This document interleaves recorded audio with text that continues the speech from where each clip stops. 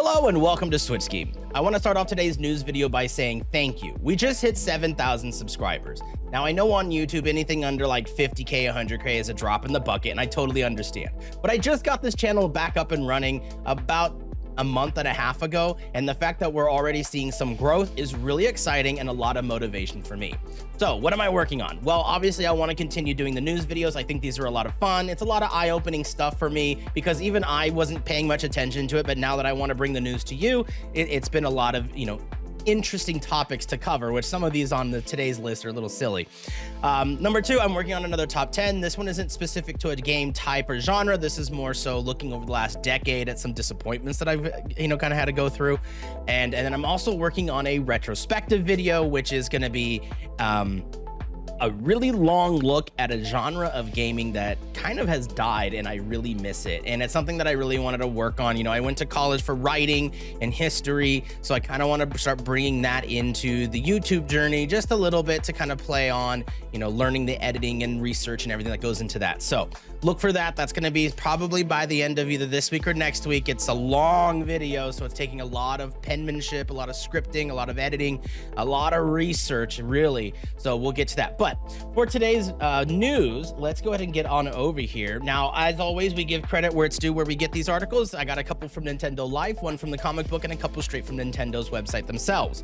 First things first, Mario Kart World has overtaken Death Stranding 2 on its second week, and that's actually kind of exciting. So according to the UK's physical game store charts, it's back to business as usual for Mario Kart World after being overtaken by the critically acclaimed Death Stranding 2, which I haven't played it. I wasn't the biggest fan of Death Stranding 1. It's a great game. I did play maybe 3 or 4 hours, and it just, over time, I guess it just didn't click with me, which, that's the way gaming can be, and sometimes games don't click. How about you? Did you guys play Death Stranding? Did you really like Death Stranding? Did you try Death Stranding 2? I've heard nothing but rave reviews for it, so if you have, I'm sure you're loving it. But yes, the Switch launch title has stormed back to #1 with EA Sports catching up the second spot, leaving Sam Porter Bridges in third. Now, what I find interesting about this, right, is we also have to consider it's not just the Switch 2 game that's selling. You also have to assume that when they're buying Mario Kart World, they're likely buying the Switch 2 with it, because why else would you get Mario Kart World right now? You're probably also purchasing one of these. So Nintendo is just sitting there raking in the dough. And I find that interesting because there's a lot of controversy about Nintendo right now, right? The increase in game prices, the cost of this console itself, which I'm 1 month in. I still have to make my 1 month with the Nintendo Switch video that every, content creator is making. But the fact of the matter is I'm loving this thing.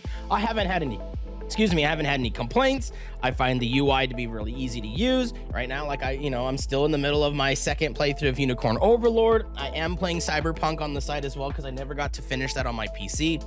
So far, no complaints. I haven't had any issues with my Switch 2, but we'll make a video about that later. But again, you have to consider that all these games are selling with one of these. So, Nintendo's raking it in right now. And I have a feeling that if these sales numbers continue, we might see a game that's going to overtake this, and I have a feeling it might be Donkey Kong Bonanza.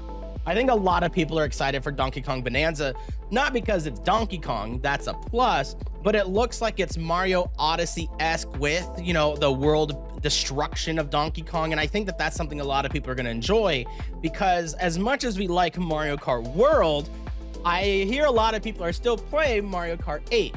Excuse me. Because it has all the map packs, a lot of their friends are still playing it, stuff like that. So maybe even people who have the Switch 2 are still playing Mario Kart 8 so they can play with their buddies. So when Donkey Kong Bonanza comes out, I have a feeling that that's gonna push high on these charts, and I'll be very interested to see when that comes out in the next couple of weeks how that's gonna do. But yeah, so if we look at the chart, I did find this interesting, right? Claire Obscure Expedition 33 is still sitting here at number 10. Power on, Claire Obscure. I want that game to see as much success as it can. This was my sleeper hit of the year. I hoped it was good, and then when I played it, it became one of my top 5 games I've ever played. Witcher 3 is still kicking butt. This game is just never going to go anywhere. Grand Theft Auto 5 is doing great. Super Mario Party Jamboree. Never been a big fan of the Mario Party games. Not my type of thing, but hey, good. I also found this interesting. Legend of Zelda Breath of the Wild, right, still a top seller for Nintendo. 56% of the sales were for the Switch 2 and 44% of the sales were for the normal Switch, which means that indeed people are starting to switch over, no pun intended, and get those upgrade packs. Or you know what, I'm actually curious, now that I'm thinking about it, I wonder how many of these are straight purchases of the game at that, $60-70 price for the Switch 2, or how many of these are upgrade packs, or if it doesn't say. It says physical list, so I'm assuming this is the full priced game. So even then, that's pretty crazy, because I'm wondering, did these 56% people who bought it for the Switch 2 not originally have it for the Switch 1? Are these new Switch owners who are just jumping into Nintendo with the Switch 2, getting Breath of the Wild? I'm curious, because if this was upgrade packs, I'd be curious to see how, that is doing in terms of sales, because I have the upgrade pack for, Tears of the Kingdom, Breath of the Wild, stuff like that. Obviously, I'm going to get those. I did not want to rebuy the physical. I don't want to give them another $70-80 for a physical cart of a game I already bought when I could just spend $10 to upgrade it. Super Mario Odyssey still doing great. It Takes Two, right? The Switch version is outselling the PS4 version now, which is, that's fine.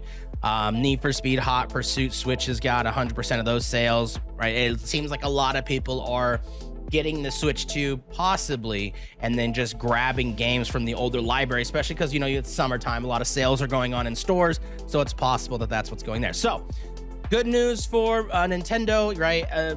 Sometimes we don't really want to support them with some of their practices, but at the end of the day, I don't want to see them fail, because that would be unfortunate. So good news for them. Next, let's go ahead and talk about those sales. This is actually very important. You guys have to keep in mind that summertime comes with sales, right? The Steam Summer Sale ends, I think, tomorrow or in a couple days. I probably could pull it up here and check. It ends on the 10th, so it ends in 2 days. So if you're a PC gamer, make sure you're grabbing some summertime games. I will tell you that I did actually buy a couple games. I bought, what was it? RoboCop Rogue City. I got it out of this feature deep discount. It was $5, and I'm telling you right now, guys, if you are even the mildest of RoboCop fans, that game is phenomenal. Came back a couple years ago. It has Peter Weller as the voice of RoboCop, who is the original voice from the actor, from the movies. So, a non-sponsored plug there. But anyways, back to Nintendo news.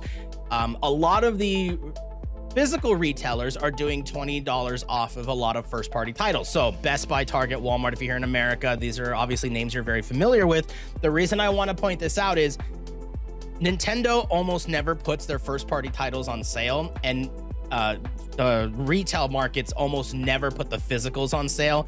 You might go to GameStop and see like a physical for $5 off, which, okay, with taxes here in California, does mean nothing. So for me, I just wanted to point this out, that if you do want to get some older titles, if let's say you just got a Switch 2 and you missed out on, Super Mario RPG, go check one of these stores, see if you can get it on sale to kind of start building up your library for your new Switch 2. Other than that, let's go ahead and go to the next article. This one I thought was really cool. It looks like a company called Ninty Media is going into Ninsight magazine as sort of like a callback to Nintendo Power. And it's on Kickstarter right now. Excuse me. My bad. So Ninty Media, the team behind the magazines such as Vita Lounge, Switch Player, Ninty Fresh, they're launching a Kickstarter campaign for the new venture called Ninsight. Now, if you're not familiar with Kickstarter, I've used them a lot, mostly for board games. What it is you're gonna basically back this project for whatever the amount is that they're asking. Let's say if you want a digital, it's about €4, $6. So, if you want a digital copy, you'll basically say, hey, I'm going to back this. You'll put up your credit card. They'll, when this project ends in 16 days, they'll pull that $4 or €4 and $6 out of your account, and then you own it. Then you just have to wait for it to go into production, sales, shipping, and come to you. It's basically a pre-order. The difference with Kickstarter is you get to see a lot of the production. It depends on how well they're going to kind of follow up with things. I don't particularly know anything about Ninty Fresh, but apparently they have a good track record with all their other magazines. So if you're into the physical magazine collection market and you want to start fresh with this company, start on their Nintendo Switch line and try to be one of the people who collects it all, because I know a lot of people are like that with Nintendo Power, game trailers, stuff like that. Definitely look into Game Informer. I would look into it. Kickstarter is a trustworthy site. They do sometimes you know, let things go by the wayside. But I mean, at the end of the day, you're looking at $6 for the digital. I think it was €7 for the physical, and then the premium edition at 20. So I mean, it's up to you, but I thought this was cool, right? A lot of people do miss Nintendo Power. I personally never was into Nintendo Power. I had Game Informer, and it was awesome every month getting the Game Informer magazine, kind of looking at all the news articles, seeing all the things that were coming, looking at all the reviews. Unfortunately, that magazine turned into an absolute dog shit show, in my opinion. It became absolute garbage, and it's no wonder that they're gonna finally get rid of all the physicals. I still have a pile of them in my room, and you can over time see the quality of just the way they printed the layouts, the way that they did their editing. Like, it just, you know. So hopefully that doesn't happen with something like this. But again, this company seems to have a good track record. I trust Nintendo Life, so if they're recommending it, I would say, hey, give it a look if you're into this type of thing. Next, let's go ahead and take a look at one of the weirder things in news from Nintendo. Crocs is having a collaboration with Animal Crossing. I don't like Crocs. I've never worn them. I don't find them appealing in any way. I probably will never like them. I think they're ugly, to be honest. I think they're one of the ugliest things on this planet, and I'd rather walk around my house barefoot than in Crocs. I will walk to the garbage can on 100-degree pavement and barefoot before I would put on Crocs. But that's just the me thing. If you're into Crocs, check it out, right? Crocs, the global leader in innovative casual footwear for women and men and children, is launching a special collaboration with Nintendo, available Tuesday, August 26th.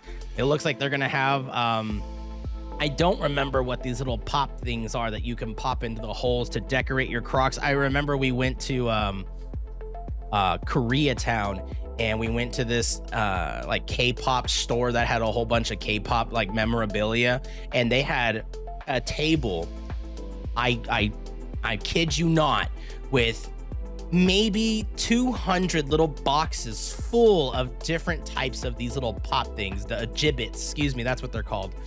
And I'm like, what are all these things? Like, there was some from South Park, Resident Evil, a bunch of like video game stuff. There was some K-pop related stuff.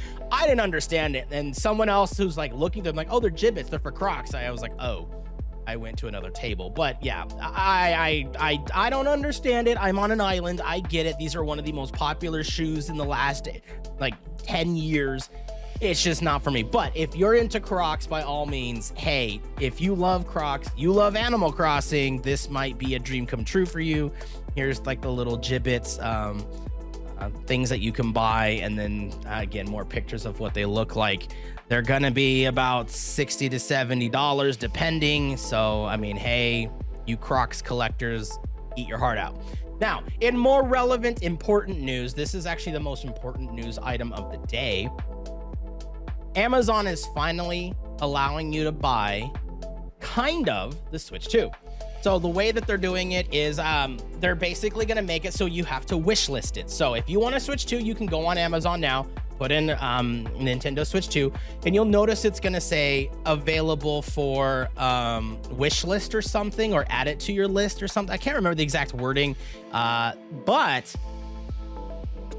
here's the problem. Way it works is because they're going limited supply at a time, you're gonna say, put me on the wish list, put me on the invite list, and it will email you. And then you have about 22 to 24 hours to reply to that email, buy the console, and have it shipped to you. Otherwise, you lose your spot in line. I guess this is the way they're combating, you know, running out of inventory, running out of stock, making sure the intake is more than the outtake so they can keep, you know, their supply up, which is fine. That makes sense. But at the same time, oh, excuse me, it's a request invite. That's what it's called. But the problem is, like for me, I can just go to my local GameStop, call around, find one, and I'm fine. For this, you may not even get one right away. This has started. I did go onto Amazon and I did confirm I can now request myself an invite to buy a Nintendo Switch 2. Obviously, since I have one, I'm not going to do that, but I did want to at least see what was on there, how this process worked.